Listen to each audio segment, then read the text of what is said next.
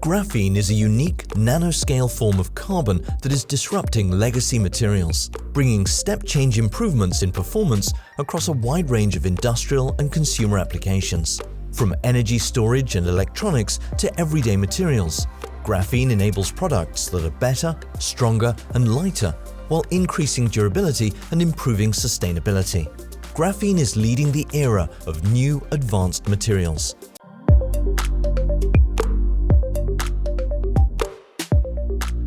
Today's webinar is a celebration of graphene's 20th anniversary from being isolated physically as a material at the University of Manchester 20 years ago by Professor Novoselov and Professor Geim. And we're very fortunate to have Professor Novoselov with us as one of our panelists today. The webinar today is being organized and hosted by Gerdau Graphene. We're very proud to have Gerdau as a very active member in the Graphene Council, and I think illustrates a fantastic case of traditional industry moving into advanced materials. Gerdau's history as a company, if anybody doesn't know it already, is as a traditional steel maker in Brazil, a very prominent company who made the decision to go into advanced materials and focused on graphene. And they've been tremendously successful in building a really important development company in the field. For those of you who do not know the Graphene Council, we are a trade and professional body representing graphene, and we are active all over the world. We have members from Australia to South America, North America, Middle East, Europe, Asia, etc. We connect today more than 35,000 materials professionals that work with graphene and related 2D materials. We've been around little more than half as long as graphene has been since it was discovered. We've been here since August of 2013 and work on developing standards, facilitating the adoption of graphene. We work with regulatory bodies, anything you can think of to help advance graphene to be commercially adopted. We work on with our member companies, which are not just the graphene producers, but we are very active working with industrial companies on how to adopt and implement graphene-enhanced solutions for their products. Now, many of you will have seen something similar to this, the hype curve for graphene. Graphene has both suffered and benefited from a tremendous amount of attention and expectations from the day it was isolated in 2004 to the momentous occasion when the Nobel Prize in Physics was awarded in 2010, which kicked off an incredible flurry of activity, both in terms of the number of research papers, but also commercial activity with patent filings, which today there are more than 150,000 graphene-related patents that have been filed, and the pace is approximately 10 to 12,000 patents per year continuing. Now, the great expectations for graphene were, of course, because of its momentous properties and what it can do, most electrically conductive, most thermally conductive, incredibly strong, impervious to most materials, UV protection, etc. There's seldom been another material that could be used in so many different ways and in so many different applications. As sophisticated as placing a sensing platform on the human brain to enhancing the strength of concrete and cement and everything in between. It's truly amazing. And where we are today, we have companies that have figured out how to make graphene at scale consistently with repeatable quality. And we have companies that have figured out how to unlock the performance of this material to enhance, primarily to enhance other products and their characteristics. And now we see larger scale commercial adoption. Graphene has been approved for sale and use in the EU under the REACH regulations, for example, and in the United States, another very large market. We see additional approvals under the TSCA EPA regulations, opening up the commercial markets for the use of this product. We've written a paper just recently that will be published in Nature Physics Review about the traditional trajectory of any new material from 4,000 years ago till today. It's traditionally taken at least 30 years for a material to be fully commercialized. So at 20 years, we are well into the process And I would like to think, because of all the actions we do collectively as a community and all the attention that graphene has had over these last 20 years, we're actually ahead of the curve, and we are now squarely in the commercial adoption phase for this material. So it's very exciting to be there.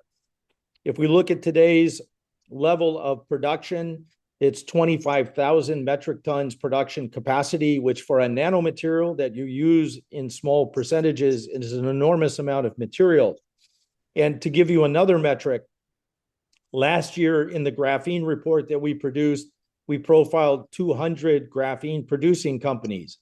In the edition of the graphene report we released last month or a month and a half ago, we profiled 250 companies. So although some graphene companies have fallen by the wayside, which is extremely normal for any emerging growing industry, we actually see more companies coming into the sector with more money behind them, which is an encouraging sign. So we're still definitely on a growth phase. So with that, that's the short introduction I'd like to make. This isn't about the Graphene Council or what we do. This is about celebrating 20 years of graphene, and we have a panel of excellent speakers that we will now get to. And I'm going to stop sharing my screen, and I'll ask Valdirine if she would like to say a few words as Gerdau, helping to organize today's session, and then we'll get to our formal presentations. Thank you. Thank you, Terence. I'm very excited with this webinar. It is a great pleasure to be here today promoting the first Gerdau Graphene Innovation Day in partnership with the Graphene Council. Thank you, with the theme Graphene Turns 20. Thank you, Terence, for the partnership. I would like to take this opportunity to thank the speakers who will be making this webinar even more special. Professors Aldo Jório, Guilherme Lenz, James Baker, and especially Kostya Novoselov, who is 11 hours ahead of São Paulo time. Thank you very much. Well, let me introduce myself and then hand the webinar over to Terence. I am a chemist with a postgraduate degree in material science. I have been passionate about carbon nanomaterials since 2004, when I began my master's degree with Professor Adelina in Belo Horizonte. Since then, I have been working with different nanocarbons and transitioning my career from the scientific lab to the corporate world. I have been at Gerdau Graphene since 2021, and I have been the company's executive director since March of this year. It's a big challenge. Gerdau Graphene is a company in the Gerdau Next portfolio, a Gerdau Group company, focused on new business beyond steel. This webinar marks the beginning of a Gerdau Graphene project to promote the integration of the academic and industrial sectors around the demands to overcome technological barriers, aiming at the growth of the industrial market for nanomaterials. This first webinar was designed to celebrate Graphene's 20-year journey and show that there is much more to come. Thank you, everyone. And Terence, the floor is yours. Thank you very much. Valdirine, appreciate it. So Professor Novoselov, Nobel laureate Novoselov, please go ahead and share the screen. And we're very anxious to hear your discussion about the path of graphene, but also the groundbreaking path that this discovery has made for additional two-dimensional materials. Good afternoon or evening. Not sure what's right. Can you see my screen? Yes, sir. Fantastic.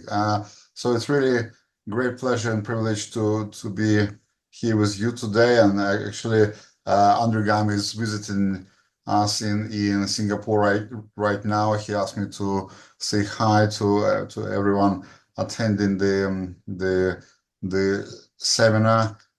Daniel, Elias, especially for you as well. And so it's really a great pleasure. I understand it's quite a bit of a pretentious title for my talk, but I will still talk mostly about graphene today.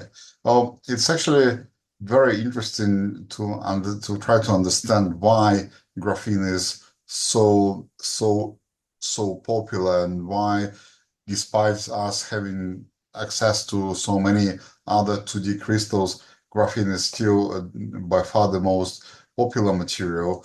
And it's really probably its simplicity and its robustness. So it's only one layer of carbon. Carbon is one of the most or one of the lightest elements, but at the same time it forms some of the strongest bonds possible. That these characteristics of graphene give rise to a number of unique properties of this material, starting from the huge strengths, high electrical and thermal conductivity, flexibility, being impermeable, and so on and so on and so on. And of course, as already mentioned, this gave rise to a number of different applications, ranging from power to flexible electronics to healthcare to composites. And of course, for many of us who've been working with graphene for many years now, it feels like a very, very special material, of course. But then, well, if you judge from the applications, it's not that special at all. So it started its way into applications from the exactly in the same way as carbon nanotubes before, or fullerenes, or carbon fibers. The first application started to appear in the area of composites. Mainly, you would see it being applied in sport goods, because you can charge huge premium for minute improvements of the properties. I mean, ourselves, we are guilty.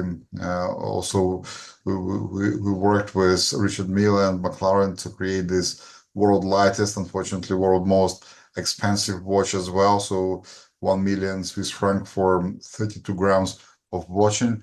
But then, of course, it started to get serious. I say the automotive industry is one of the largest consumer of graphene for various kind of applications, for lightweight and ultra strong composites for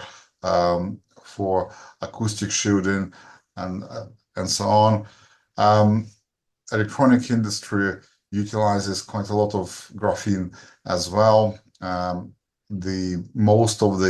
think these days, all companies, all mobile phone producers in China do utilize graphene for thermal management. So overheating is one of the largest problems, for one of the most serious problems for modern electronics, and so you need efficient ways how to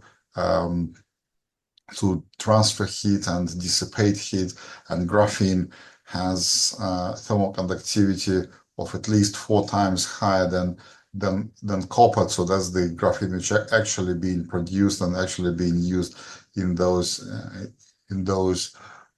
mobile phones. So it's really one of the best way to transfer and dissipate heat.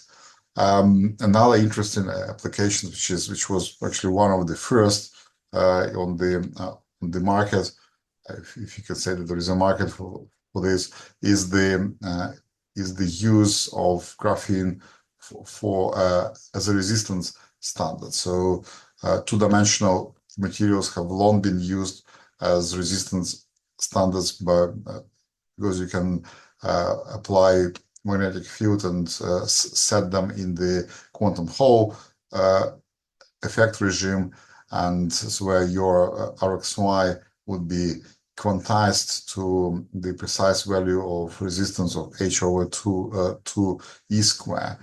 Traditionally, 3-5 heterostructures been used for these applications, but those would require very low temperature, high magnetic fields. Graphene can demonstrate very high precision plateaus at helium temperatures, not even dilution fridges, and at a very modest magnetic field of few Tesla only. And if we need to look forward, I would say that probably the applications in optoelectronics are the most interesting ones because, as you know, most of our internet traffic is through the optical cable, but unfortunately, we don't know, we cannot do anything with that optical signal, and usually you would have to transfer this optical signal into electronic domain, modulate or do something with that signal, multiplex if you need, and then convert back into the optical domain to transmit further. It takes time, it takes energy, so it's not very efficient. Ideally, you would like to have the opportunity to modulate the optical signal and manage the signal in the optical domain.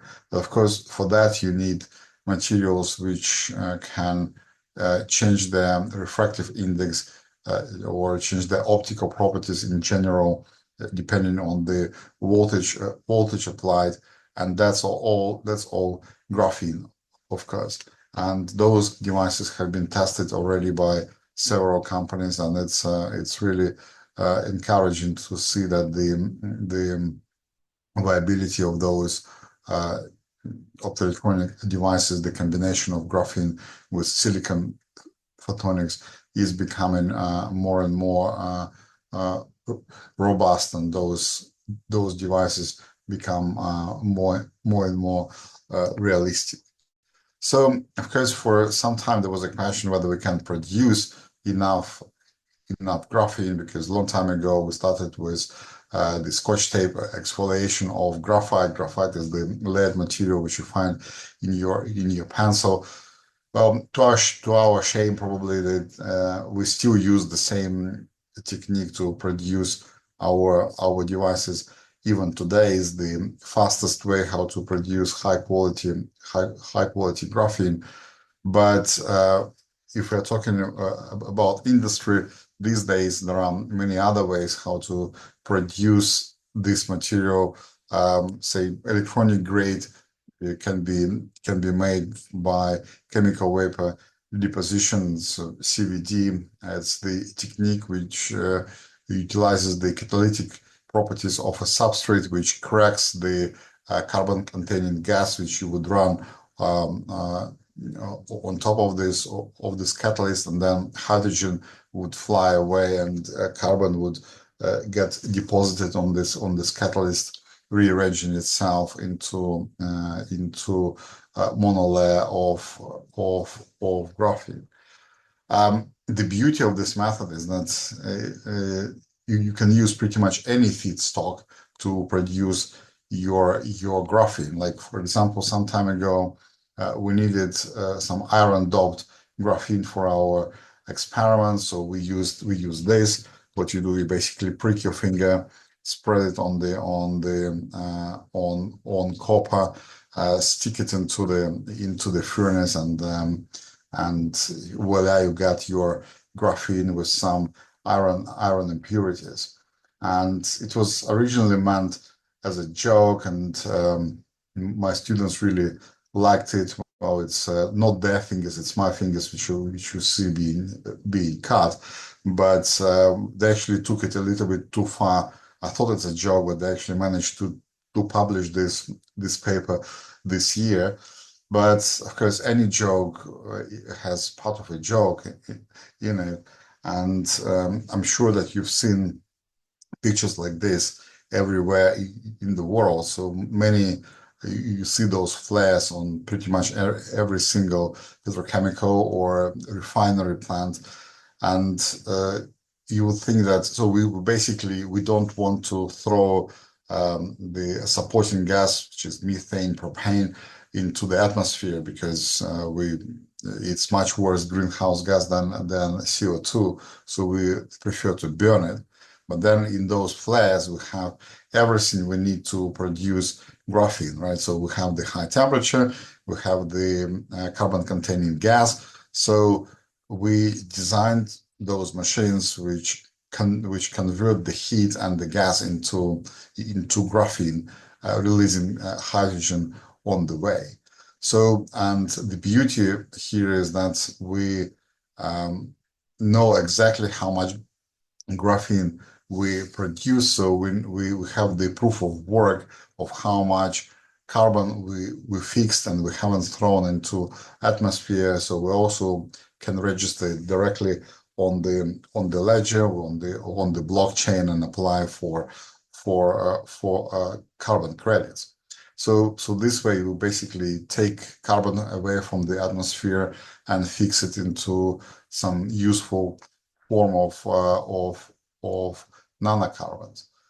The only problem here is that it's actually, we produce quite a lot of graphene these days, and realistically, you probably don't need that much graphene. For example, if you would convert all the touch panels in the world into graphene touch panels, you would only need a few kilos of graphene. So here we're talking about tons, or actually trillions of tons if you are thinking about hydrogen economy. So we need some industry which can take enough graphene, enough carbon nanomaterials into it, which can absorb a large amount of graphene.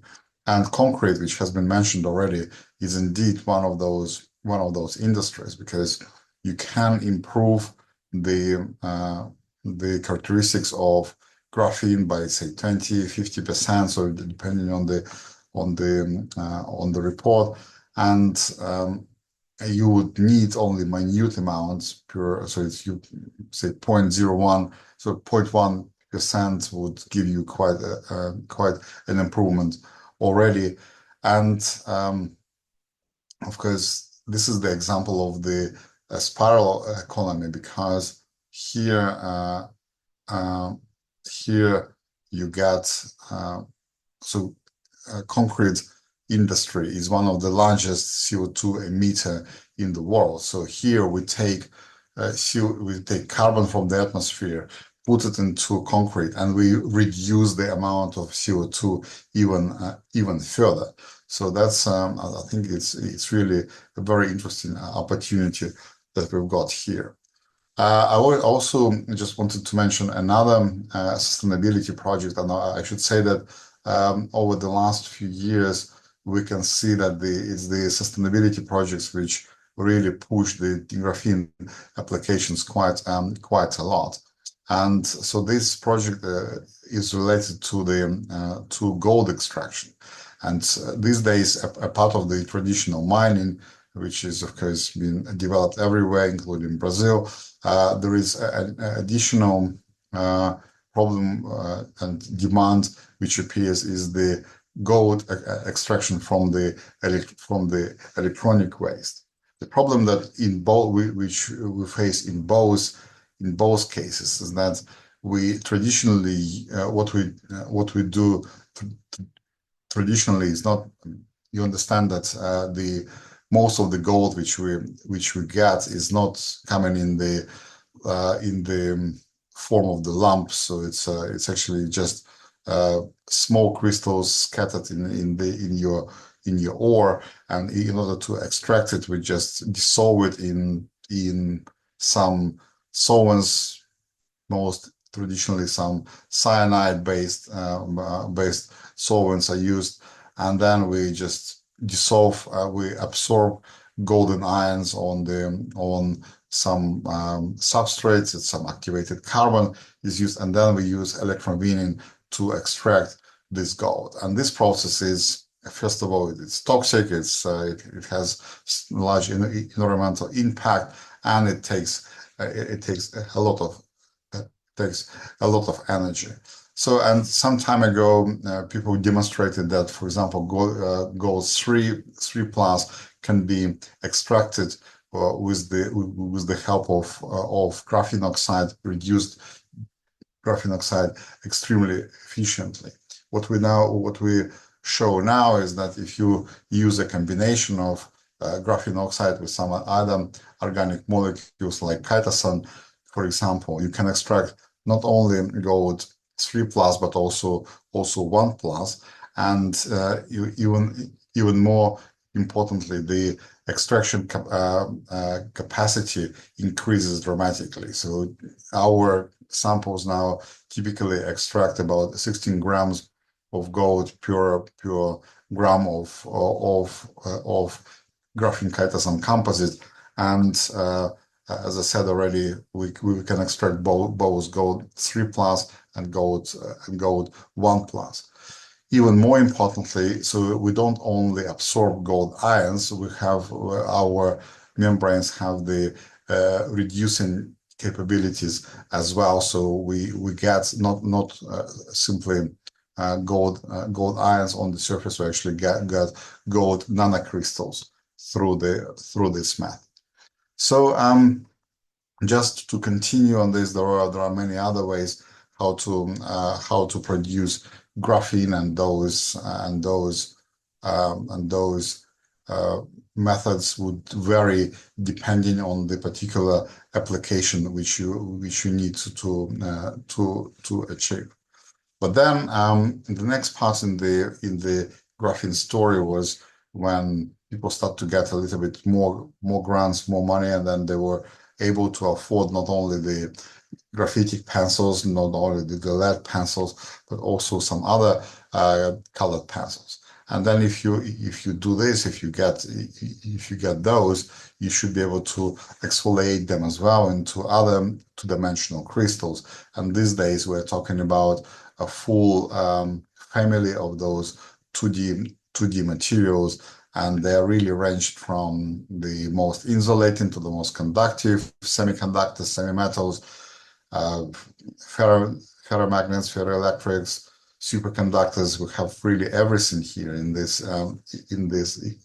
family, and it's quite exciting to study those materials for their properties, because quite often the properties of 2D crystals are very different from the properties of the three-dimensional counterparts. But then it has a very interesting it gives us a very interesting opportunity as well, because if you think that you get access to the 1 atomic thick fabrics, then what you can do, you can start putting them together into three-dimensional heterostructures and create materials which don't exist naturally in nature. And because we can control the properties of those materials with atomic precision, so you really can encompass many different properties, many different varieties of devices, ranging from light-emitting diodes to tunneling transistors, photodetectors, and so on. And the opportunities here are really endless, because you can control not only the type of materials which you sequence together, but also how do you put them together. For example, you can twist the two neighboring crystals with respect to each other, and the Moira pattern which is formed at the surface, I hope you can see this mesmerizing pattern appearing on your screen, really gives rise to strong modification of the electronic bands, and you can use it for your advantage to modulate further the properties of those crystals, those heterostructures. So that was the pioneering work by the MIT group, when as a tiny twist of just one degree between two layers of graphene can turn your bilayer into a superconductor or into a mod insulator, and these days into a ferromagnet as well. So, and I think this is probably the most important conclusion, that this technology allows us to create novel materials, novel crystals, heterostructures, which usually don't exist in nature, but we can create those materials on demand, and we can tune the properties of those materials and actually make some smart, intelligent materials as well. And I'm sure that it will be able to revolutionize our technology in the future. So thank you so much for your attention. It's really a great pleasure to be here, and looking forward for the future development of graphene and related materials. Thank you. I certainly learned something new today. I'm sure everybody else did as well. Kostya, I knew you were dedicated to graphene, and I feel I'm also dedicated to graphene, but I learned today that you literally have bled for graphene. So that was eye-opening. So thank you for that measure of dedication. And I appreciate having you here, Kostya. I know your time is extremely valuable. We are going to go ahead to the next presentation, and we have Professor Dr. Ado Horio from UFMG in Brazil. So first, I would like to acknowledge the Gerdau and Terence and everybody for arranging this to celebrate 20 years of graphene. It's really a time to give a perspective on the topic. It was nice to hear Novoselov to present. And Gerdau actually gave me a quite important, let's say, responsibility to talk about Brazilian science contribution on this topic. And of course, I'll try to if I would try to cite everything and everyone, I would be very unfair with a lot of people. So I choose the different route. And one thing that I want to convey I think, since this is organized by a company and probably strongly related to companies, I start with this very old style picture to show that graphene is the ultimate realization made by Kostya and Gaim, Professor Kostya and Professor Gaim, of a material that has been in the market since a long time ago. And here we have, you have graphite, of course, that use lubricant. You have carbon fibers that can be used in from rockets to bicycles, and Kostya showed a racket for tennis. You have carbon black, that's a sort of material that is in almost every rubber that exists, is one of the most produced materials in the world. This is not graphene, it's a oil-related material. You have amorphous carbon that among many use is also, for example, in the cover of hard disks. And you have the graphite intercalated compounds that are the basis for the ion lithium batteries. And all these materials rely on properties that the mother material is graphene. And the reason why I bring this picture here is because when a company wants to think about the great issues of graphene, of course, it has to care what exactly material you are talking about. And this is a very old cartoon that I think is very good. It's very important. Here you would have something that conveys you the idea of graphite. And if you remove one layer, you go to the amazing graphene that Kostya and Gaim isolated in 2004. And if you go in the other direction and you start to, let me say, destroy the material, making it more amorphous, it generates all these sort of materials that have been in the market for so long time, okay? We arrive to the amazing properties of graphene. And this is one of the most, for me, one of the most amazing pictures I've seen in graphene is from Alex Zettel from the US, where they have an STM image with a line here that was induced by the electron microscope beam. And basically what this line did was a movement of the carbon bonds that are indicated here. And with this change you locally generate a topological structure that makes the properties of transporting that specific location very special, okay? So again, you can move from very old style amorphous carbon that had been used in lubricants and things to very amazing and well-controlled terrific properties in the electronic structure that you can get to a level like this, okay? So putting this in place, we can look on the evolution of the knowledge related to these things up to the point when graphene appears, okay? And this is the number of publications, and these are years. So we can look, for example, in the very old times, the graphite intercalated compounds. So here is the line of evolution of graphite intercalated compounds. And then fullerenes appear. Fullerenes are these buckyballs made of mostly sp2 carbons, sp2, a little bit sp3. And then there is an increase in the interest of nanocarbon materials. And then in the 90s, before the 2000s, the carbon nanotubes come, carbon fibers and carbon nanotubes. And then the number of people working on carbon, nanocarbon materials start to increase significantly. And then in 2004, as was already advertised here, it came graphene with the isolation. And although this stops in 2010, you all know that this increased exponentially and made all this research here very low in numbers as compared to graphene, okay?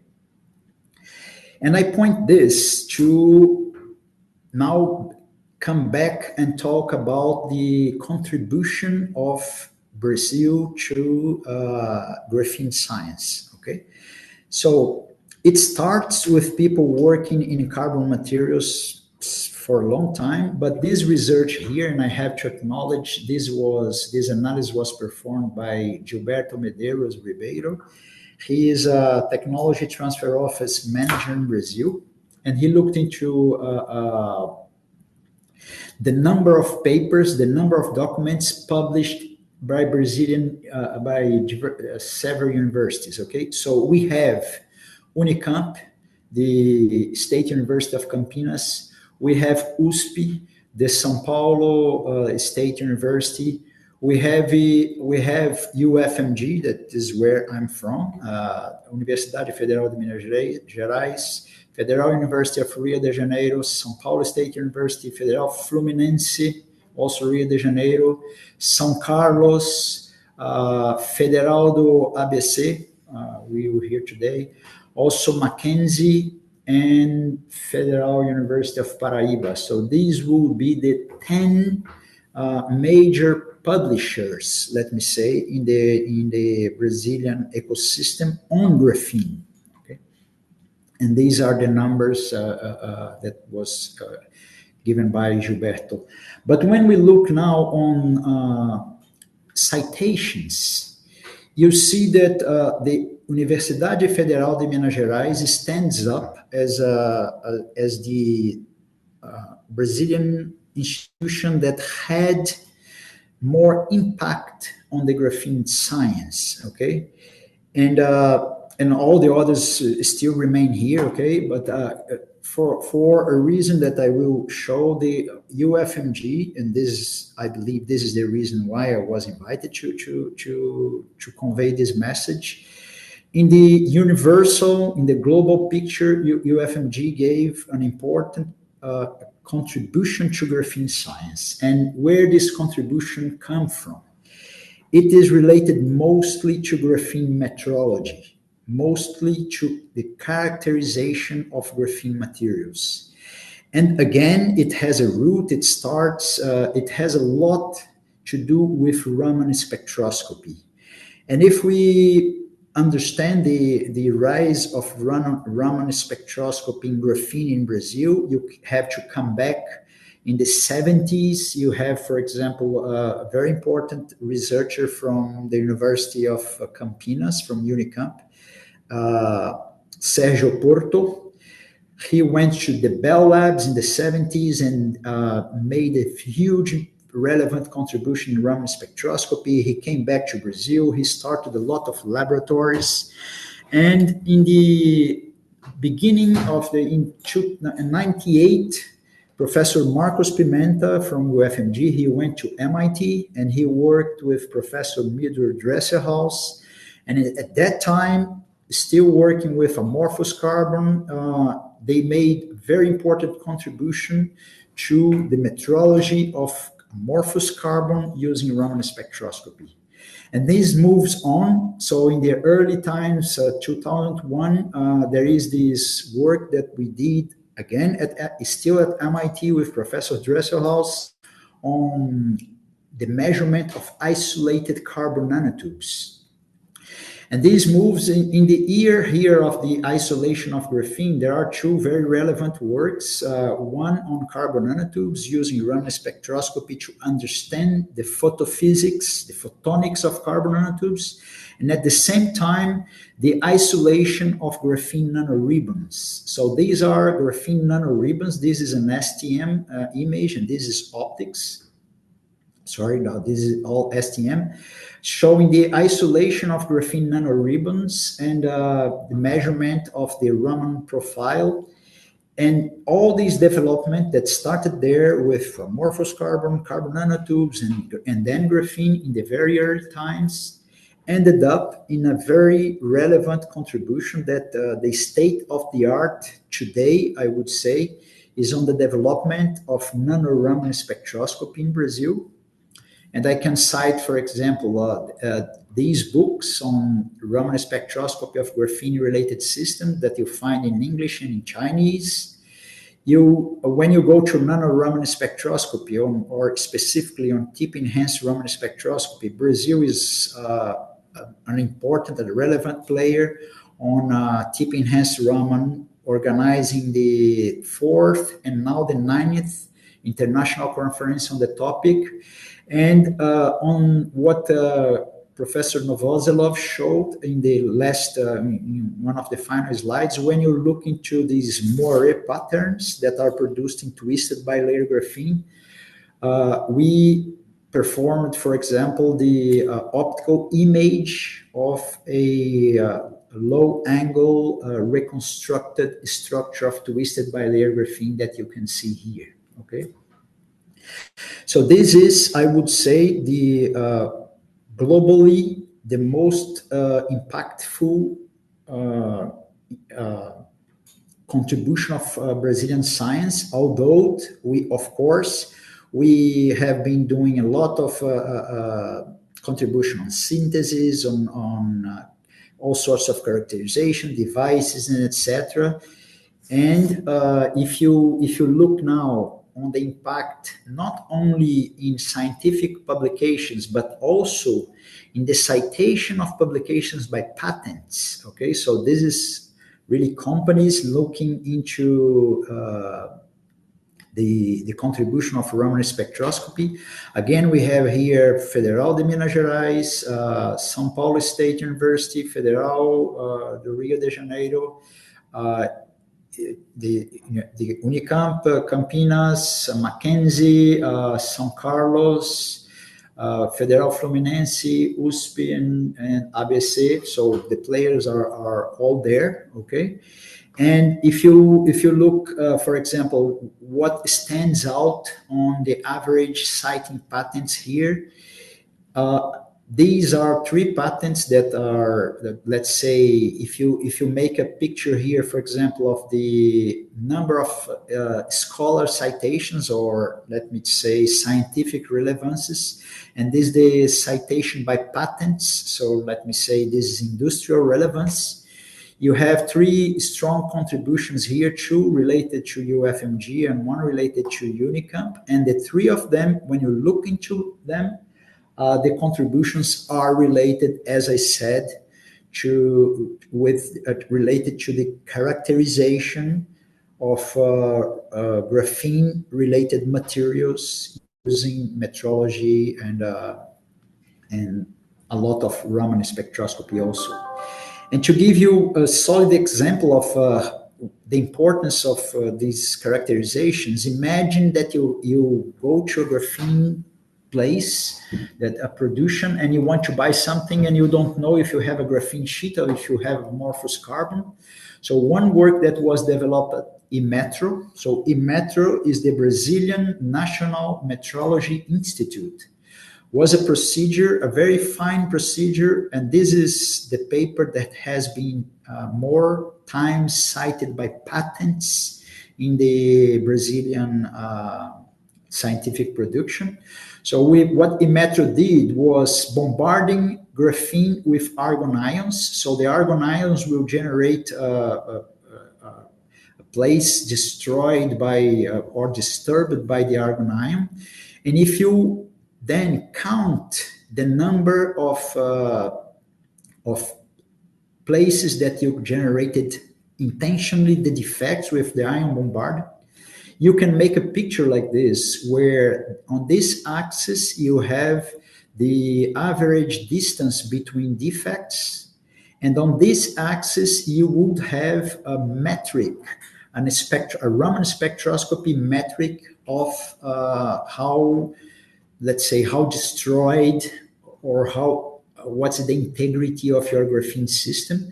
And we could understand this thing related to very small amount of defects, coalescence of defects, and large destruction of the material. So we could understand this picture very well. And this paper is made at IMETRO, the Brazilian National Metrology Institute, is the paper, the Brazilian contribution that has more citations by patents in Brazil. And it the largest company that cited this paper more times is the Lockheed Martin Corporation. Okay. And finally, just to show the broad perspective and impact of this sort of characterization, this is a quite interesting, let me call it, Brazilian technology case that is a kind of soil that you find in the Amazon. So the Amazon is known to be a place where the soil is very poor because of strong rain and climate conditions. So if you remove the forest, it's likely that the Amazon will become a desert. And what some Indians in the pre-Columbian era did is they modified the soil in some places. So you find in some locations, usually along rivers, you find a soil that's very black.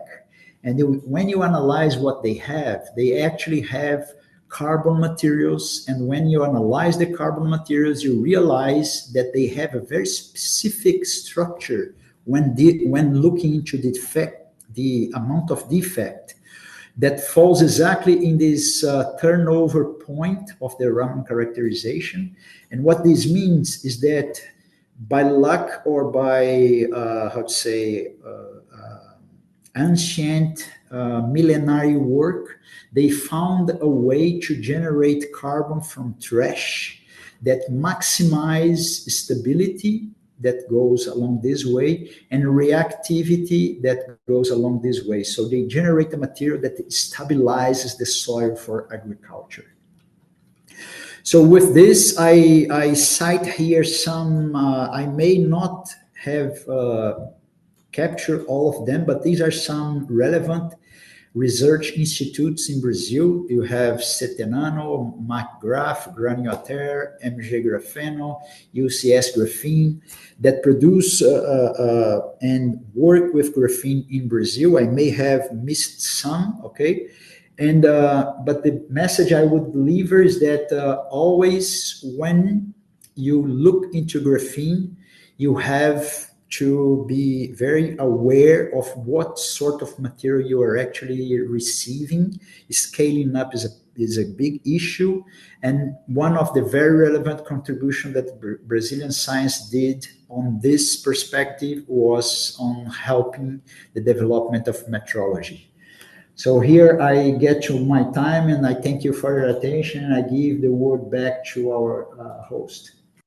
Thank you, Terence. Thank you, Valdirene. I would like to say Ado Jório and Coach helped me a lot in my presentation, because now it will be much more easier to talk about graphene in ESG agenda. My name is Guilherme. I'm from the University of São Paulo. I am the president of Brazilian Carbon Association, and I am almost a dinosaur because I am a metallurgical engineer that started work with carbon materials 25 years ago in a steel making shop producing high temperature composites with graphite and magnesium oxide and silicon carbides in the steel making industry.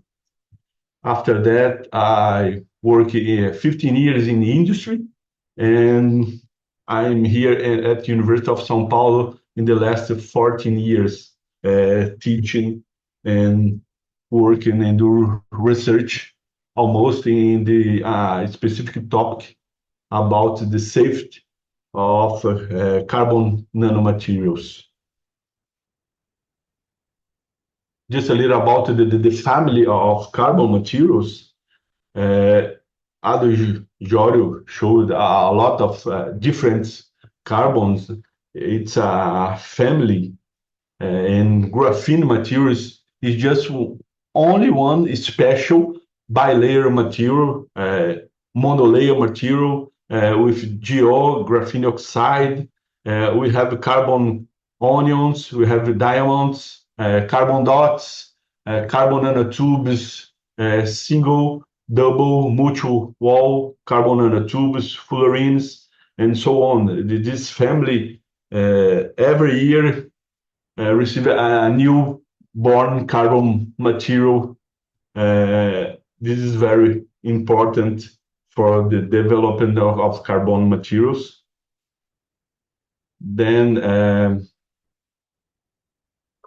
I would like to show you this paper. It's a very important paper that we can see 10 years ago on scientific journal Materials Today, talk about the 10 years of birthday of graphene. And you can see these applications: high-speed electronics, data storage, LCDs, supercapacitors, solar cells, electrochemical sensing. 10 years. And now, after 20 years, we have this paper from Science, and we can see a lot of more products into the market. Batteries, concrete, fire retardants, therapeutics, gas sensors, photodetectors. This is a very interesting point because the applicability is growing, the price is decreasing, and now we have a technology from the lab to the business. A lot of industrial business in electronics, in cement, and so on. This is why it's important now to talk about ESG, the core of my presentation. This increase of new products and capacities, lower prices, understand about the graphene properties and application. We have a lot of conversations about this point, the ore on fake graphite. What is graphene? In fact, today, graphene is a family from a monolayer pristine graphene to many products and compounds: oxidized graphite, nanographite, B-layer, twisted B-layer, 10 layers, reduced GO. And it is very important because Graphene Council did a huge task for the industry and for the people that work with graphene materials to understand and the classification of graphene properties. This is very important, Terence. Thank you very much. It's a colossal task force to see what is a graphene material from the industrial point of view. This is very important because with this kind of characterization and properties, you can choose a specific use of these materials. You can understand the toxicology of these materials, and then you can improve the use of graphene materials. We are in a much more complex world, new tools, new ideas, spin-outs, startups, and now we are on the market. And here we can talk about the ESG. ESG is about environmental, social, and governance. It's like graphene. ESG is a 20 years old concept. Exactly 20 years ago, Kofi Annan from the UN did a task force with the financial markets to try to improve how companies and the financial market can contribute in environment, social, and governance for the future. We have this report, this very important report, Who Cares Wins, that will mark this year 20 years from ESG concept. And what is ESG?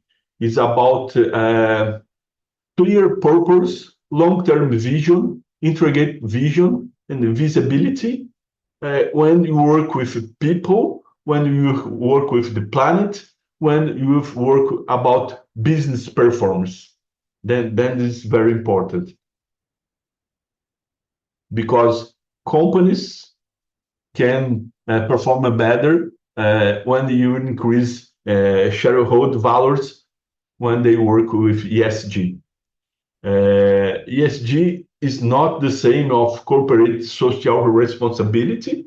I worked 20 years ago with a company with the CSR. The difference is ESG has accountability. It's much more technical. You can understand exactly what you are doing with the environment, with about social and with governance. This is the difference. And when you talk about ESG, you are talking about social safety. Graphene is and nanomaterials are related with safety use of them.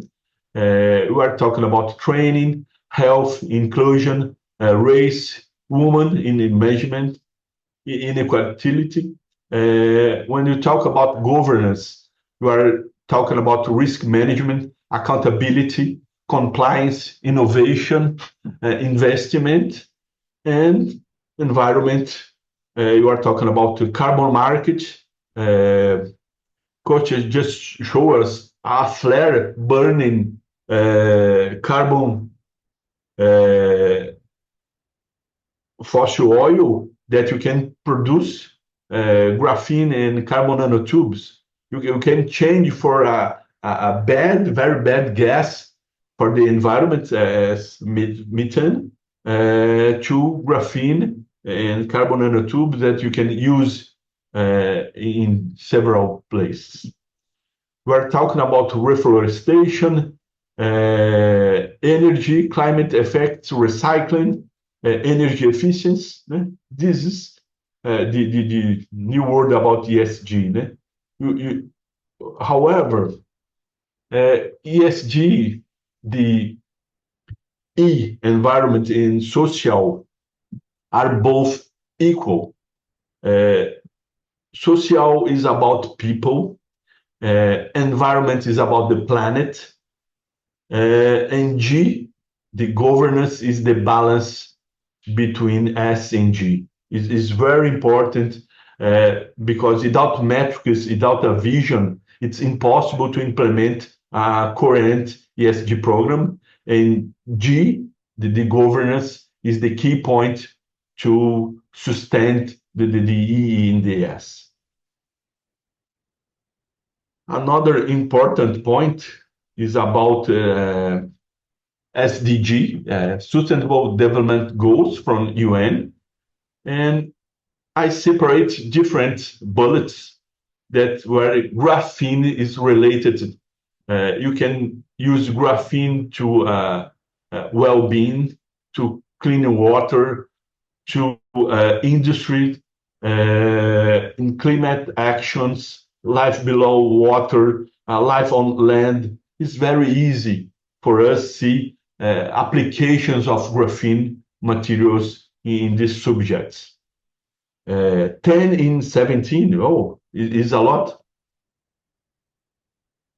Here just you can see new electronic materials, sensors, resistive memories, new materials like OPC, ordinary Portland cement with graphene, new techs, new business, new companies, new money for the society, new medical treatments with graphene-based scaffolds, soft 3D printed human tissues. It is very easy to see how graphene can improve the development of new materials in this area.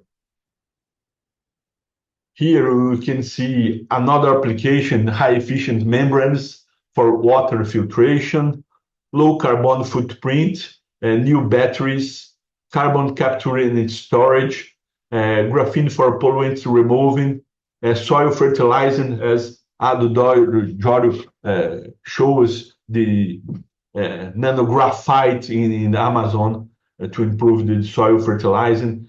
We have a lot of application in this area. And however, you have another 7, but this another 7 is not about graphene. It's about leadership and vision. It's simple like that. If you can work with zero hunger, no poverty, quality education, reduce the inequalities, you must think about leadership. You must think about people that you do the job to improve the ESG program. Just the last slides. There is only one Earth. You should know by now, there is no plan B for us. Let's take care of this planet with all tools that you have. Thank you very much. Thank you, Terence. Thank you, Valdirene, Jorio, James, Kostya. Thank you very much for the invitation. Well, thank you, Guillermo. If you want to stop share, please, that would be great. Thank you for the presentation. Really important aspect of it. And I think showing what from what Kostya had presented, where we can extract graphene by reducing emitted carbons, and then you can further use them. Graphene has to be one of the most sustainable forms of carbon there is. And I think this is a theme that will only increase in importance over time. So Guillermo, thank you very much for that presentation. And now we have Valdirene from our host organization from Gerdau Graphene. So go ahead, Valdirene, if you want to set up your slides, your presentation, and we'll get started. And I just want to say again, Gerdau has been a real leader from scratch. They stood up an advanced graphene company from a traditional steel company and have made tremendous progress. And so we're going to hear about this in some actual tangible applications and products in that area. So Valdirene, thank you. We had it. If we go to full screen, there we go. Looks fantastic, ready to go. It's all yours. Thank you, Valdirene. Thank you very much. So I'm going to present how Gerdau Graphene bringing transformative and sustainable solutions to industry on a large scale.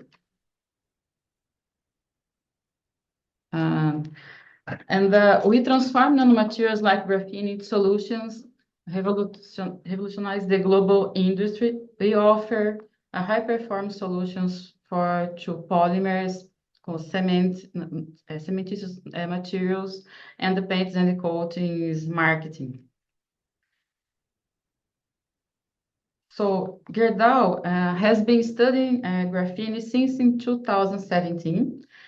And in 2019, I began the partnership with Geek in Manchester and look how to look graphene and evaluation the economic and the technical issues about graphene. And in 2021, create the Gerdau Graphene. Gerdau Graphene is founded in 2021. So we structure our R&D team in 2022, and in this year launch our first 2 products, and at least we launch 1 product per semester since 2022. Now we have 10 products in the market, and it is our journey until now. We develop solutions with graphene for this industrial application. So, like Professor Guilherme told, we have a family of graphene materials. Graphene is possible to produce graphene by different carbon resources or by different produce methods. And we need to search the best type of graphene for each application. You need to look how to use the graphene, how to customize the graphene, how to insert the graphene in the additives in the best way for the industrial application. We have some customers, some partners, and some suppliers for graphene. Our suppliers are located around the world, like in Canada, US, in Brazil, of course, and in UK and Spain and Australia. We work with different types of graphene to look into how to transfer the best properties for our products for the final application. So we have some challenges when working with graphene. The first one is how the best product for each application. We look what is how our customers need for final application, and then we start to looking for what type of graphene, how graphene properties is important for that application. We look, of course, for lateral size, origin of obtained graphene, number of layers, structural integrity, and how properties we look for. So then we need to put graphene in a water-based solution or oil or polymer or solvent. But graphene, it's a hydrophobic material. Graphene likes to live alone. Graphene doesn't like water, doesn't like oil, doesn't like anything. And you need to customize to work with graphene, to put graphene in the best way for the easy way the industrial market, the industrial company use this material. And then after we have a good dispersion with graphene, you need to incorporate this material in formulation, the final additives in a polymer way, in our master batch, or in water-based solutions or solvent solutions. We need to stabilize the best way according what our customers need. So, how Gerdau Graphene make that? how it's possible to have a success on our development. We work with the open innovation model. We have some partnerships with research centers, some universities in Brazil, in UK, and other countries. We have partnership with our customers and our suppliers to work on develop solutions for all entire this value chain, because you need to develop not only products but standardizations, regulations for environment, regulations for our employees operating inside our plants. You need to develop some solutions. We have many challenges, and we work together. It's possible, easier to overcome. So now we show our portfolio. We have three product lines. I'm going to show our portfolio about polymers, cementitious materials, and coatings. I start with polymers, and we have poly-G products, among the first master batch available on an industrial scale worldwide, and its easy incorporation, the homogeneous dispersion of graphene polymers. It's available in polyethylene and polypropylene. And next month, we launch a second generation of poly-G line for polyethylene applications. And then next slide, we discuss about some properties about this master batch. And I'm going to show some cases for applications and PE and PP industrial applications. We look for improved mechanical properties in the final products, but it's a main focus that line, poly-G line, but graphene is possible to improve, to work, not only improve mechanical properties, but increase the UV resistance, working gas barrier, increase thermostability, improve processability, increase thermal and electrical conductivity, and work in coefficient of friction too. So when you look for mechanical properties, it's possible to improve the properties, but it's possible to reduce plastic mass and improve more sustainability for final products too. And the first case that we use our product is on automatic packaging. We develop how to insert graphene in the film for this application. And now Gerdau used these films in Gerdau lines about nails. And if you use 1% of poly-G, it's possible to increase the mechanical properties and reduce the thickness in 25% and reduce, of course, the plastic mass. This technology won several awards. Until now, 5. It's a good for us. It show how the market needs for technology solutions for new developments in this sector. So we apply our master batch with polyethylene in stretch films too. The same way increase the properties, and it's possible to obtain a reduction of plastic mass. And for about the poly-G PP, we test now we show the tests in two cases. In solutions for hydroponics, in this case, the results show 20% reduction in grammage. It's a good result, is important results for this area. In Brazil, we have agro sector, it's important sectors in Brazil.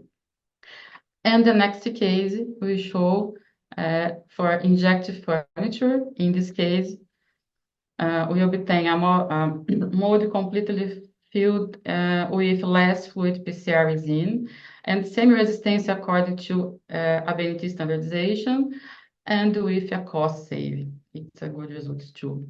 And then you show some cases and our line for concrete and mortar. Now I'm talking about our water-based additives, nanocones for cementitious materials.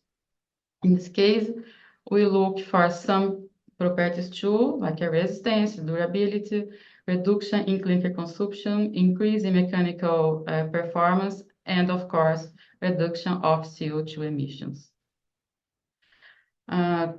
We launched this product in last June, and this line looks for enhanced mechanical strength, improved performance in high consistency concrete, potential cost savings in construction, lower carbon footprint, increased durability, and reduce water usage. And now I'm showing only this slide about how we develop this solution, how we test these solutions with your partner, with our customer. So we have different types of graphene. We develop different formulations, different solutions in tests in each applications, how the best one. In this case, it's possible to see most formulation that we show the reference, and here it's possible in this graph to show how each solutions perform. Most formulations with graphene exceed significantly the strengths of the reference concrete at all. We look for 3 ages, 1 day, 7 days, and 28 days. It's important for to understand how each formulations perform around according the time, according the age of the concrete. In this case, it's possible to see here in this another graph that this formulation is the best one. We obtain the best results with this formulation when you use only 0.015% of graphene in mass. It's a good result for this application. And now we show some typical results for different applications in concrete. For precast elements, the typical compressive strength is around 15 to 60%, depending on age and depending on formulation of the concrete. The modulus of elasticity is around 10%. For concrete products, the typically results for compressive strength is 20 to 40%. Of course, in the same case, depends on age. And for concrete, 30 megapascal and concrete 60 megapascal, we tested too. And for typical results for compressive strength, around 10 to 50%, depending on the formulation and on age too.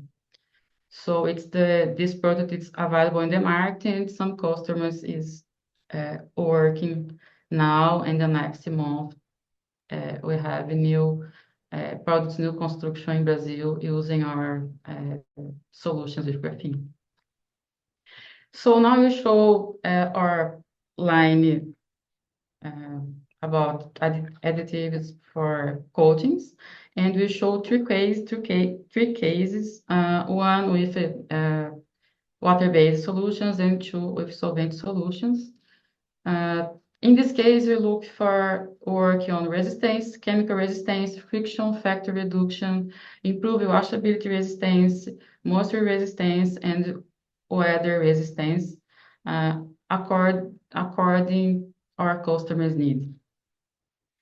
So we have 4 products in the market until now.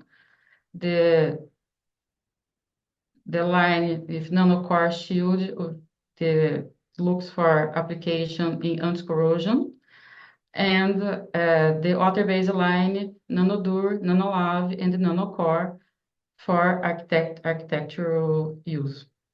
and they look for some applications, some properties in the final products. So the first case that we use our solution, it's in for painting. In this case, it's possible to reduce the frequency of repainting in 33%, and to reduce in painting consumption, of course, in 33% too. And in the next slide, it's possible to see the difference when you use the paint with graphene or without graphene.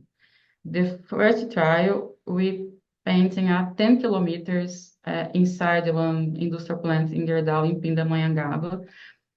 And in the left side, it's possible to see the painting after 4 months without graphene. The unique difference is with graphene or without graphene. After 4 months, you need to repaint in this area. And when you use graphene, after 7 months, this area is good for use. It's not necessary to repaint until this time. And then we test in another industrial plant in Gerdau, now in Mogi das Cruzes. And in this case, we painting one plate with graphene and another plate without graphene. And it's possible to see the difference when you use graphene in the paint after 1 year, after 12 months. This is an impressive result for this application. And the next slides will show some cases when you apply our nanocore in solvent-based additives. In the first one, I show the application in epoxy. We test this application for acid environmental resistance. It's possible to see when you use 0.05% graphene, it's possible to see a less corrosion product at described and no blistering. When you this painting without graphene, it's possible to see many blistering in this case. And the next application, we look in the application for C5 and for very high environment exposure. And in this case, this painting, it uses zinc. It's a weak epoxy primer in zinc. And it's possible to see how to change the dosage of graphene, how the graphene increases the resistance in this painting. And it's possible to see, again, less corrosion product as described and less blistering. And it's possible in this case to reduce how amount of zinc in this application. It's possible to reduce around 20% the mass in zinc in the final application. So it's a summarize about what graphene work, how to graphene bring the market with industrial applications, and in the next months, in the next year, more is coming. So thank you everyone for attention. Thank you, James. Thank you, Guilherme and Diado and Costa, and thank you, Terence, for helping us in this webinar. Thank you. Fantastic, Valdirene. Thank you for that. If you want to do the stop share, thank you so much. That's a great presentation. I really love the example of the packaging where you used less plastic, saved a lot of material, and it improved the performance at the same time, which is quite amazing. And for our final presentation, it's a fantastic example, and all of your examples, the last ones with the paint and coating as well. These are all really good examples of the power of graphene across a really different types of applications, coating, packaging, and concrete, for example. So now we have someone I think that's familiar to most anybody who's active in the graphene space, James Baker from the University of Manchester, the graphene Engineering and Innovation Center. And James is going to give us an update on what's happening from what could be arguably called the home of graphene, the University of Manchester and the greater Manchester area. So we're always excited to hear James speak about what's going on in this sector. And I think it's quite apropos for him to be the closing speaker for today's presentation. So James, when you're ready to go, it's all yours. Thanks, Terence. Can you see those slides okay?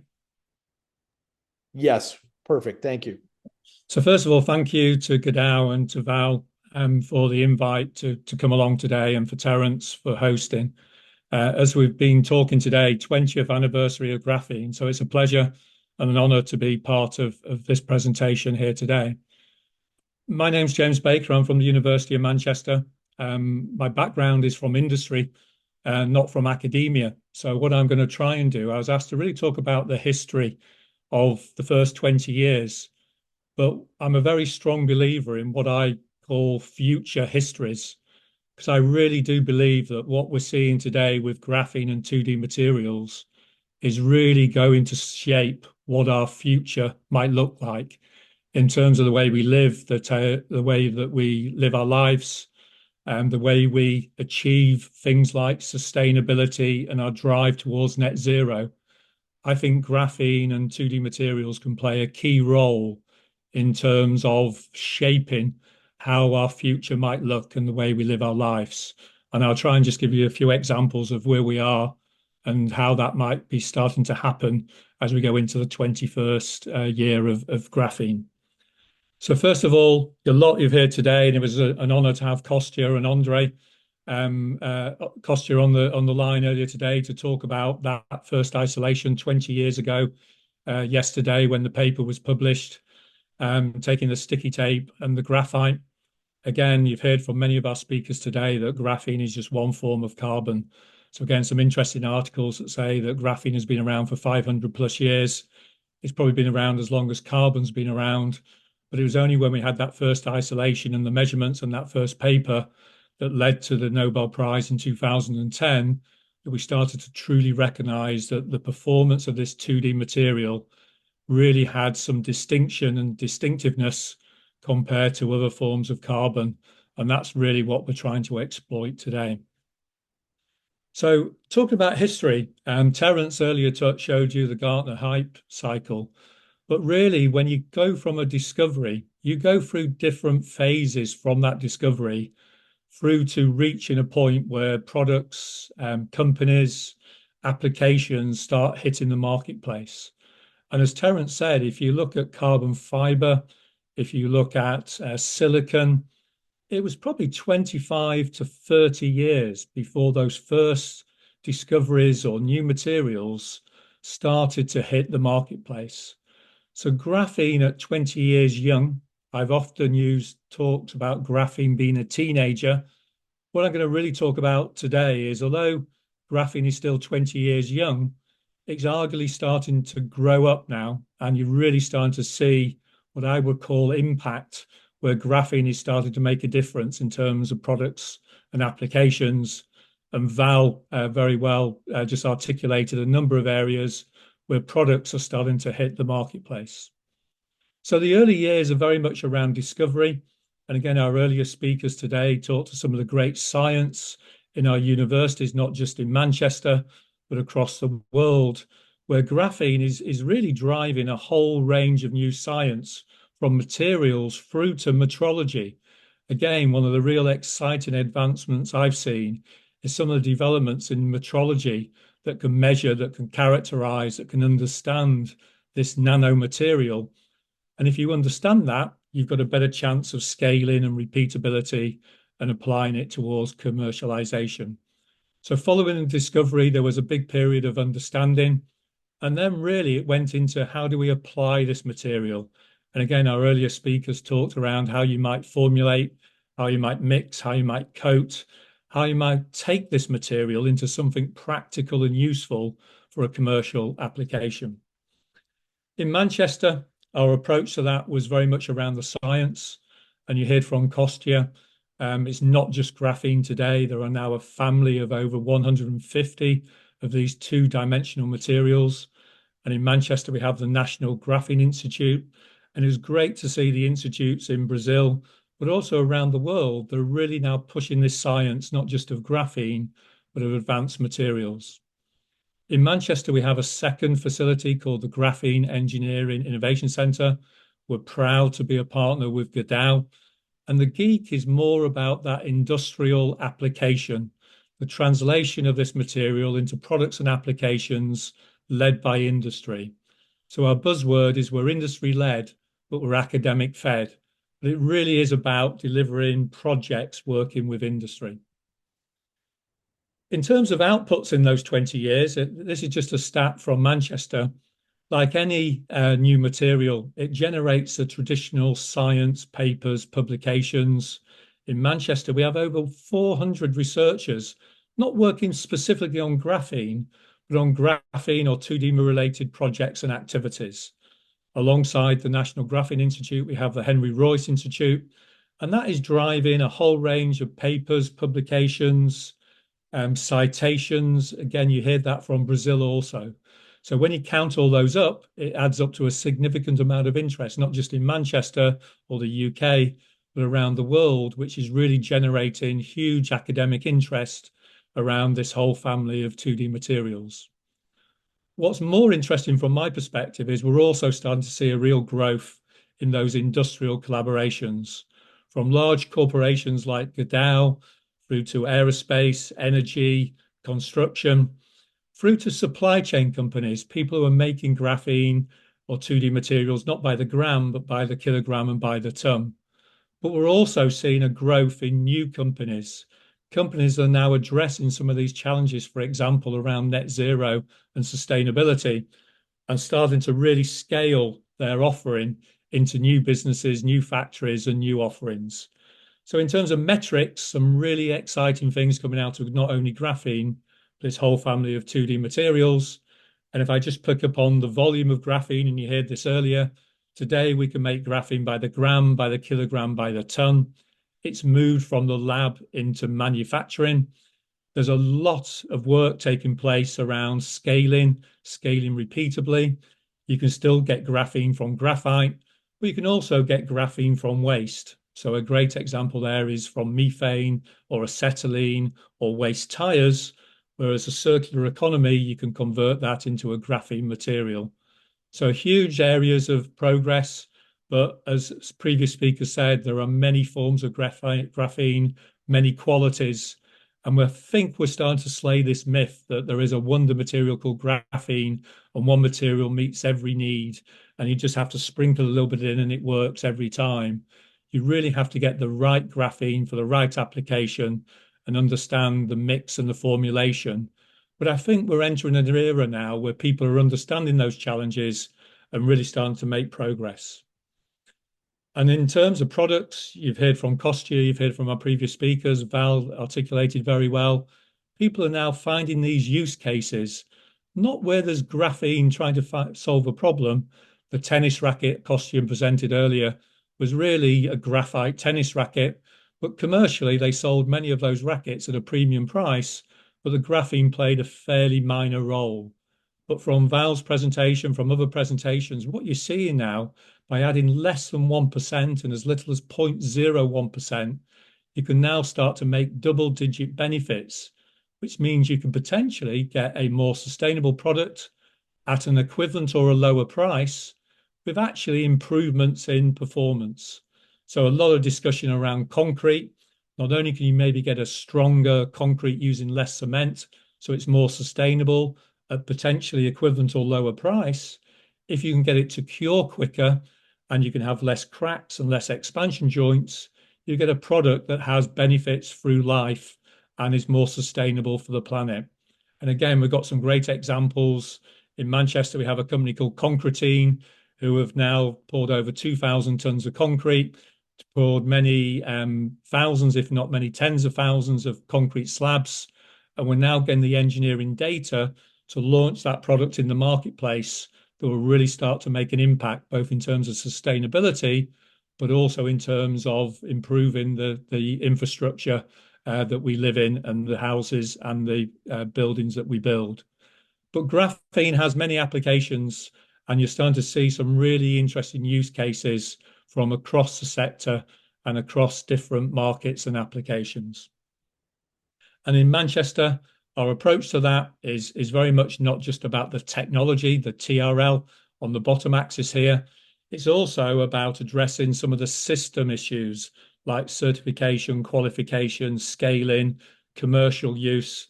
And like other universities across the UK, across Brazil, there's a lot of great science still taking place around advanced materials. But with our NGI and our GEEK, we really are focusing on bridging that gap between academia and industry and accelerating the adoption of graphene and 2D materials into real products and applications. So where are we now in terms of graphene? I think we're very much now, as I said earlier, into graphene growing up. There still is great science, there still is great understanding. One of the challenges or great exciting things of graphene, despite what Andre Geim said, I think about 10 years ago, that graphene was dead, graphene still continues to deliver some great science, but increasingly the science is around 2D materials and applying that knowledge of graphene into other 2D materials and indeed into heterostructures. But I think what we're seeing now is a start of what I would really call the tipping point or the inflection point, where we're really going to start to see a step up in the impact of graphene in our everyday lives. And we're going to start to see an increase in that commercialization where products are starting to hit the marketplace. The GEEK, as an example, is very much around helping that scale up. Industry aren't very interested when graphene was still being made by the gram. We had to be making graphene by the kilogram or by the ton or by the tens of ton. And I believe that is pretty well in place yet. Still work to do, still work to bring that price down. But as Terence presented earlier, I think there are a number of companies now scaling, although other companies keep trying to enter saying they have a better version. But for me, we have a material that we know can work. We know how to make it work. And we've actually got that material available at an affordable cost. So the GEEK is very much about helping industry scale up, whether that's access to equipment, whether it's access to know-how, whether it's access to capital equipment. And we're now starting to see a real explosion in both product and application, not only in the GEEK, but around the world, as people start to take this material and apply it in a much more engineering and manufacturing way that's starting to create a real industrial benefit. You've seen some products today. I just did a very quick snapshot. I could have put tennis rackets on here. I could have put Formula One. I wish I had Val's presentation. She has some great examples of products. What's interesting about this chart, though, like many other technologies, as Kostya pointed out, often the early adopters are the sporting goods, the tennis rackets, the Richard Mille watch, the BAC mono car. And they continue to be important because they do drive some of that early adoption. But what's really interesting around graphene, which really addresses some of the concerns around cost, is you're also seeing graphene in everyday products and applications, from the Ford motor car who put it into the foam of the engine bay, over 5 million cars on the road with a graphene foam, through to mobile phones that Kostya presented. We believe several billion now mobile phones have a graphene sheet in them doing thermal management, through to footwear and clothing. Again, this is just a couple of case studies. I'm actually wearing my graphene shirt today. I'm wearing graphene shoes.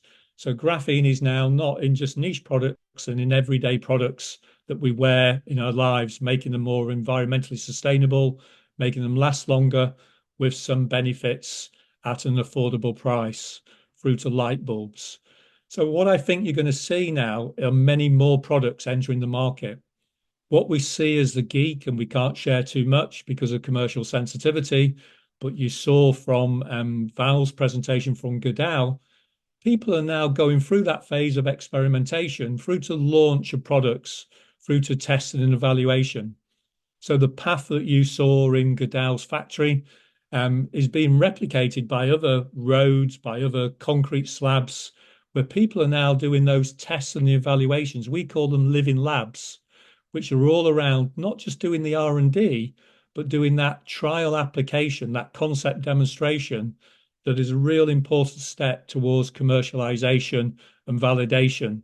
And we're seeing an increasing amount of that from bottles to packaging to construction materials through to energy storage, where people are now getting real results and are starting now to get those products ready for market. Even more important, what we're seeing is not everyone's calling it a graphene product. Many people are putting graphene in their product because it works and it gives them competitive advantage, and they don't want to tell everybody about that. So again, I think that's a real point in the growing up of graphene, moving from the marketing phase into the real adoption and creating commercial and performance benefits. What we're also seeing though as well is number of new businesses. I mentioned in Manchester 60 new businesses around graphene and 2D materials in the last 10 years. Most significantly, most of those startups are now going into scale-ups. And they're not just graphene. In this example here, we have Nanoplexus who are working on Maxenes, a metal-based 2D materials, Molymem on membranes, looking at molybdenum disulfide. So the learning from graphene is also being applied to this other family of 2D materials. And on this chart alone, we go from construction materials to membranes, to energy, to space satellites. So real variety of products into applications. Even more exciting from my viewpoint, those scale-ups are starting to get some real traction in terms of investment. Again, I think the Graphene Council present a number of webinars. We have a number of our partners who present, Nixine, who presents on some of the investments that are taking place. So investments a few years ago were in the few hundred of K around some of the companies, but now we've got a number of companies that are into the Series A, Series B. So this is your 50 to 100 million fundraisers. And again, you've seen a few examples of that. And I think we're already starting to see a number of companies who could claim that they are getting close to becoming unicorns. And again, just if I pick on a few in Manchester, we have everything from gelponics. This is growing plants that's getting real traction around the world, around more sustainable plant growth, through to water cycle technologies, looking at membrane technologies for recycling batteries and extracting critical minerals from waste, through to Vector Homes, who build houses from waste, who will be building a house, their first house from waste material early next year, and plan to be building 5,000 houses a year within the next few years. And then we have Graphene Innovations Manchester, who are making huge strides in UAE and into Kingdom of Saudi Arabia around sustainable construction, as well as composites and carbon fiber. So I think we're in an era now where we're not just seeing startups, we're seeing scale-ups, and we're starting to see those real potential unicorns. So thank you for listening, and for me, a real exciting time. Thank you again for everyone being part of this webinar. I'm really pleased to see what happens in the next 20 years. Thank you. Thank you, James. As always, a really good presentation and a great catch up on where we're at right now. Let's see who we still have left from our panel. Yeah, we still have Otto and Guilherme and Valdirine. So let's just go to a couple of the questions. Unfortunately, Kostya had to leave simply because he is he's in Singapore, and it's difficult to maintain the time there. But we have quite a few questions. I guess there's an open one. One of the last questions. What's kind of a demand forecast for graphene? It asks specifically for bottom up, but I'm not sure it's that easy to distinguish the different production methods. But when we've done forecasts on demand, we're looking at several 100,000 metric tons. Does anybody have a comment or a feel about where you see the demand? And I think maybe Valdirine or James, you might be better positioned for that particular question.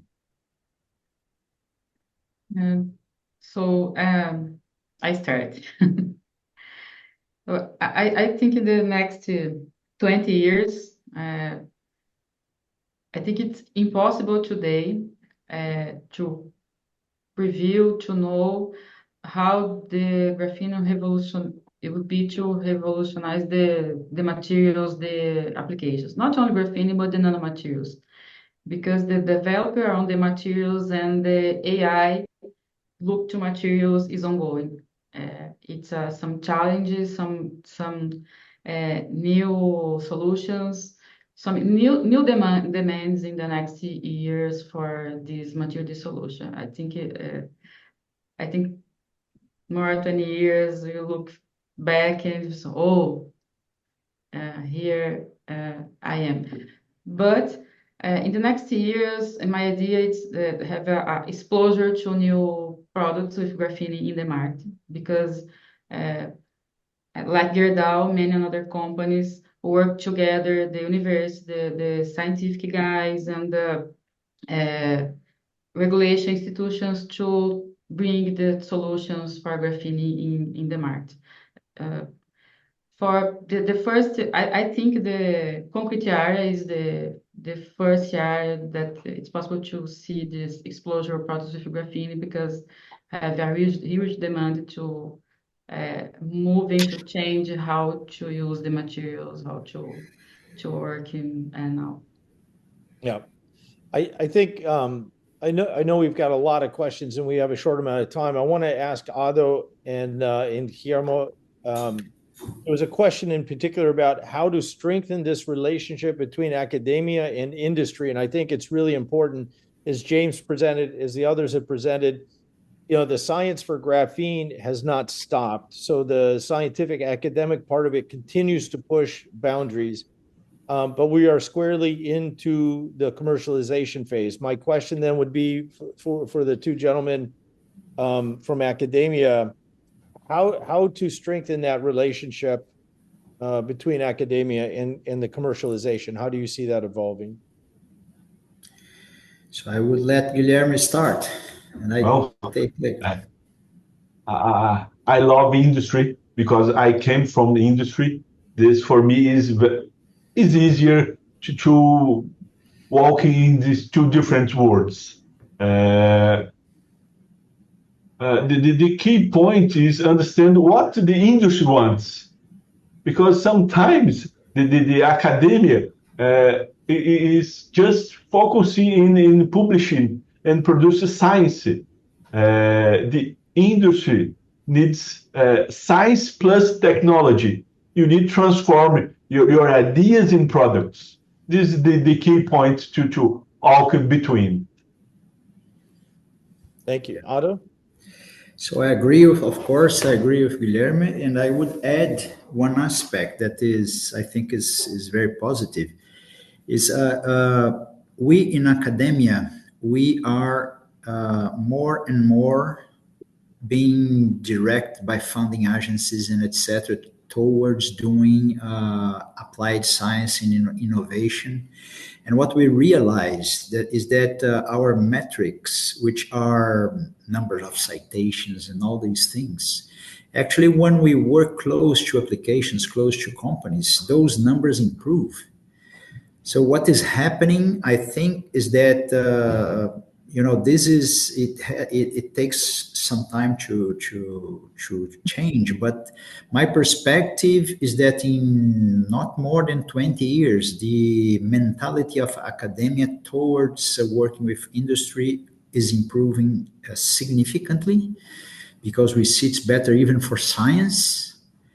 And from the perspective of the look from industry inside, it's very important, and this is what Guilherme said, it's very important to understand the risks of development, of scientific development, and that sometimes the technologies are just not ready for mass production, and this equilibrium is very important. And as I showed in my presentation, some of the technologies we have in the market today were in the academia 20 to 30 years before. Yeah. So it's really talking clearly for us to understand the limits and the wishes of each other. If I may, I might summarize it with this. It's maybe the difference between a technology push and a market pull, right? Where you have some of these technologies, especially the early days of graphene, people were pushing, well, you can do this with graphene, you can do that with graphene. But in reality, it wasn't commercially better or cheaper or unique even. And that goes nowhere. But having more of a meeting a defined need, I think actually this is a really good point where we have very strong needs. And my next question is going to go to James and Valdirene on this. We have emerging needs that materials can play a role. So, for example, one of the questions from the delegates here is, what happens now with artificial intelligence, or we could even say blockchain, which Kostya referenced, and how does that impact what we're doing, and where do these things cross? One might think artificial intelligence has nothing to do with materials, but I can think of ways it does. James, do you want to kind of speak to that with these emerging technologies? How does it impact what, if at all, what graphene may or may not do with that? Sure, yeah, no, it's a very good question. I think it's very important. So we talked a little bit today around taking a long time from a discovery through to commercialization. And I think graphene is really, pushing the way in terms of reducing that time scale. But for me, with the advances in AI, we can take another step up again. How do we use AI to design our new materials, particularly when we get to heterostructures? I see a world in the future where we can almost have like a designer material. But to get a designer material, first of all, we've got to get that material in the first place. And what 2D materials allows us is almost to design these layer by layer of multifunctional 2D materials. But keeping it simple, if we could just use AI in terms of some of the data we've got of graphene in a polymer or graphene in a composite, and use that to understand, sort of the performance criteria we can get through that. But then we need to be able to be quickly to validate and verify that. So it's not just having a paper design; it's actually having a real design that we can prove, we can demonstrate, we can scale. But I think AI can play a real role in the design. It could also play a role in the validation, the quality control. One of the real opportunities for me of graphene is taking waste and upcycling that through the addition of graphene. I mentioned vector homes, I mentioned graphene innovations. But to do that, we need to apply, for example, AI techniques into our waste so we can categorize it within certain limits so we understand its potential for performance. So, yeah, I think there's real scope and opportunity to even accelerate even further. Again, if we're going to address climate change by 2050, that we all say we're going to do, we need to do things different. We can't keep doing things the way we've always done and take 30 years to qualify and certify our concrete for construction. We've got to apply some learning, some AI into our validation, our verification. Even if we just put graphene into our simple structures, going back to that question about supply, that would actually take a pretty significant supply of graphene. If 10% of the concrete structures took on graphene, that would be a pretty big quantity in terms of market share. But how do we make it happen? I think AI could play a key role in supporting that. Yeah, you're absolutely right. That last reference to the penetration in concrete, that would put it at close to 1 million tons of graphene alone to service just that one application. I think with the AI and everything else that we're seeing with data warehouses, et cetera, is these demands on the electrical grid, the thermal management in these centers. Those are pretty pedestrian or mundane kind of applications, but just heat management, energy storage, and more efficiency are some roles I could see where they play. One of the other big hindrances has been the perception that graphene is a prohibitively expensive material to work with. And I think, Valdirene, you gave some great examples of you can improve a product, you can reduce the amount of material needed, and you can reduce costs because you've got cost savings. And I'm happy for anyone to speak to this.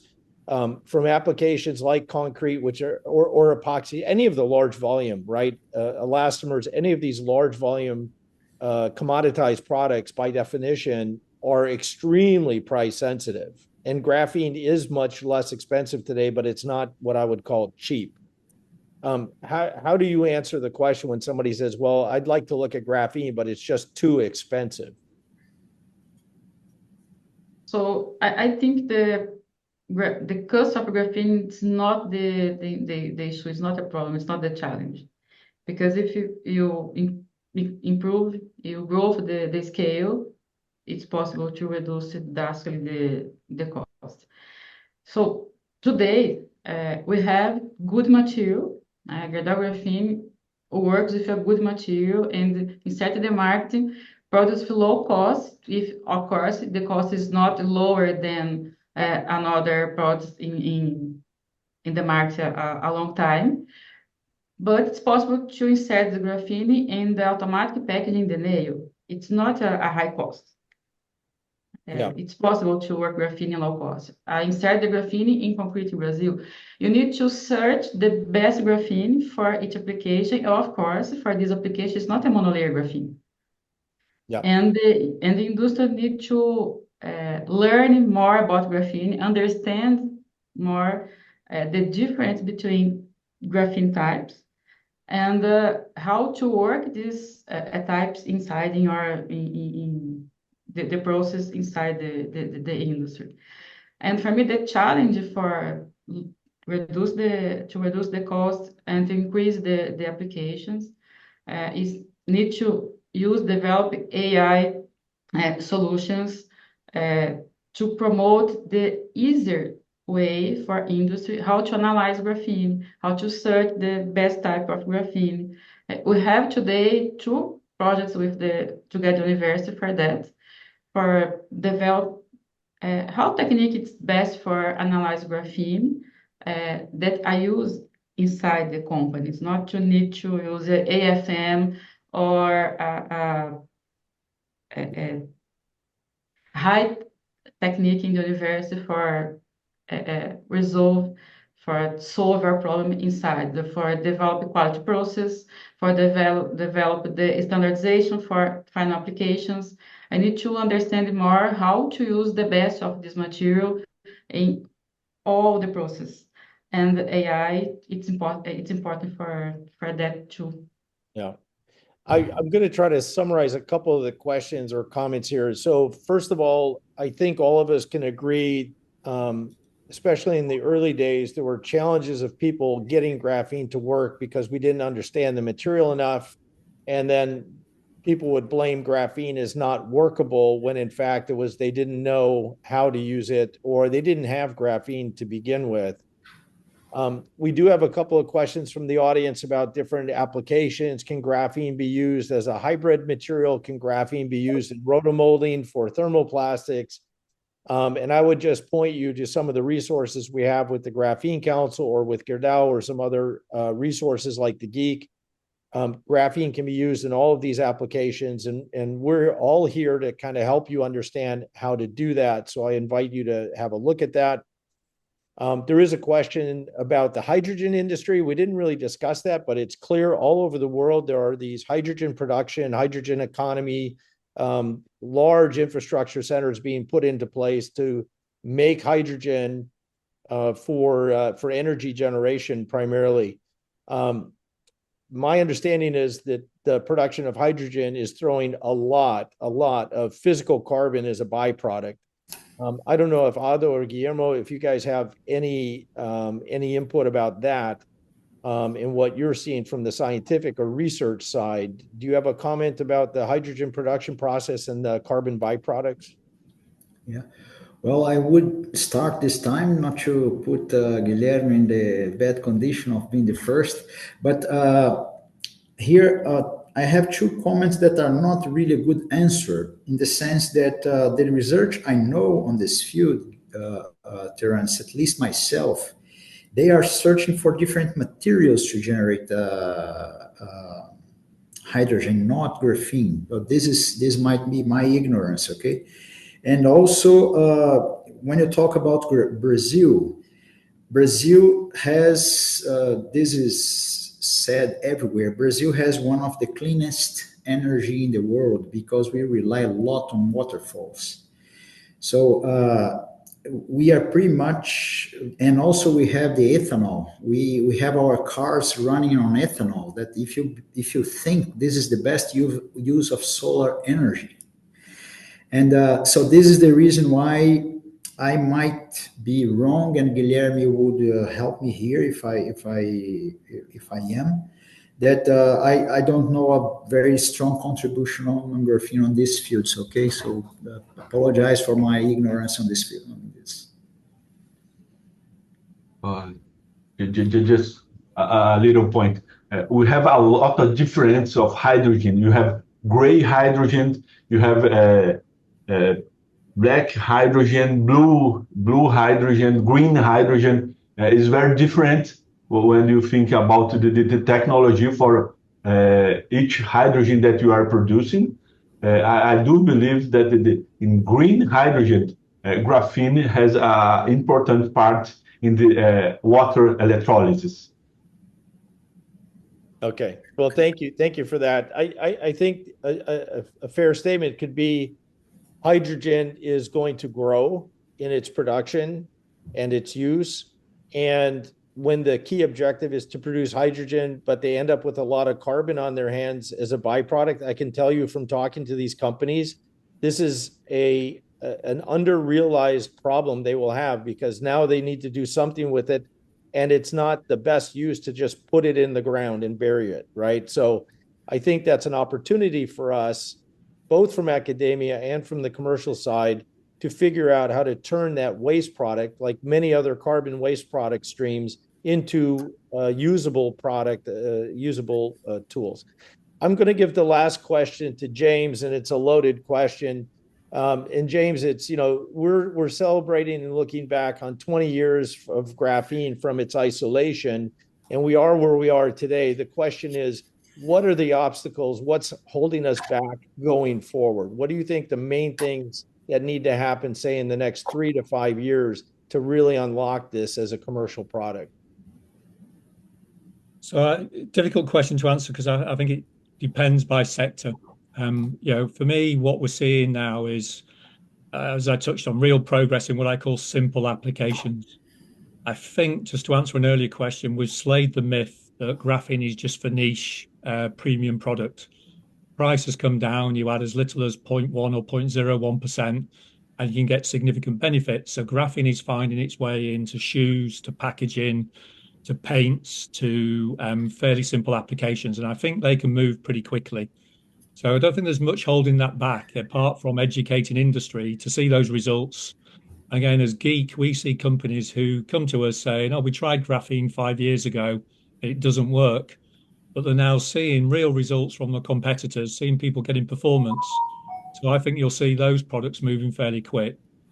The slightly more complex things that fly, structures, bridges, there's still a little bit of risk aversion in terms of certification, verification, validation.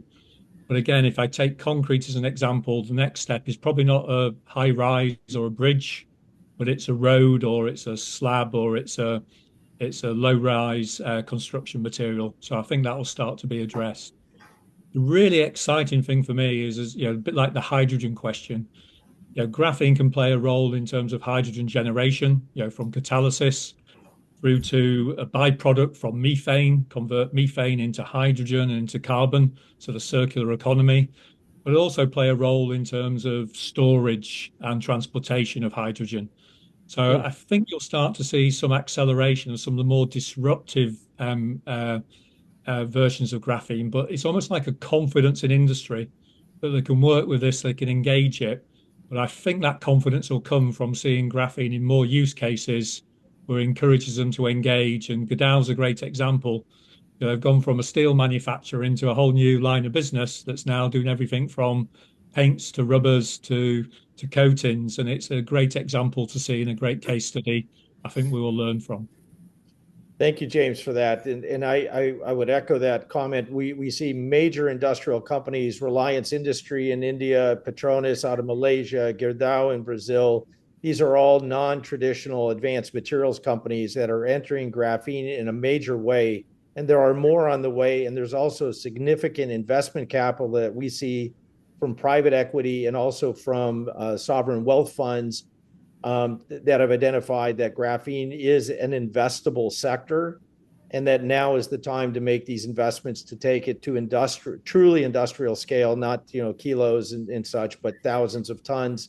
to solve some of the world's most pressing problems. Valdirine, I want to ask you just, first of all, thank you for taking the initiative as Gerdau to host this really important forum. I have the feeling we could have this kind of a session all day, every day, and never exhaust all the topics that graphene throws up for us to deal with. But thank you and Gerdau for putting this together. Do you have any closing comments you would like to make before we finish today's session? So, Terence, I would like to say thank you for the Graphene Council, for this partnership to produce this webinar. It's important for the sector, for the graphene growth, more discussion, more partnership with academia and the industry. I'd like to thank the speakers, Professor Ado, Professor Guilherme, Professor James, and Professor Novzalov too. Thank the audience. 2 hours around the webinar is not easy, but thank you so much. We already start to prepare the second edition for this webinar because I think you need to more and more. And I think you need more company to use graphene, to work graphene, and more companies start the partnership with the academia, because for Gerdau graphene, for all companies, that is good for improve this material for growth, this market. Thank you so much. Yeah, my pleasure, Valerie. Thank you. Thank you to all of the speakers. Congratulations to Brazil as a country for punching above your weight. You're kind of the World Cup champions in soccer, and I think you're definitely a contender in graphene. And thank you, James, as always. And Professor Novoselov unfortunately had to drop off, but hopefully he's tucked up in bed in Singapore. It's late there. Thank you to all the attendees for your attention, and think of the Graphene Council whenever you need an independent source of reference or information. Our role is to help to connect the dots. Think of the Geek and Manchester as a center of excellence, and certainly do not underestimate the power of the academic institutions in Brazil to deliver on science. So thank you all for that. Have a great rest of your week, and thank you for your interest in graphene as a material as we celebrate 20 years since its isolation. Thank you all. Take care. Thank you. Bye-bye. For more information on market opportunities and to connect with experts, contact the Graphene Council at thegrathenecouncil.org.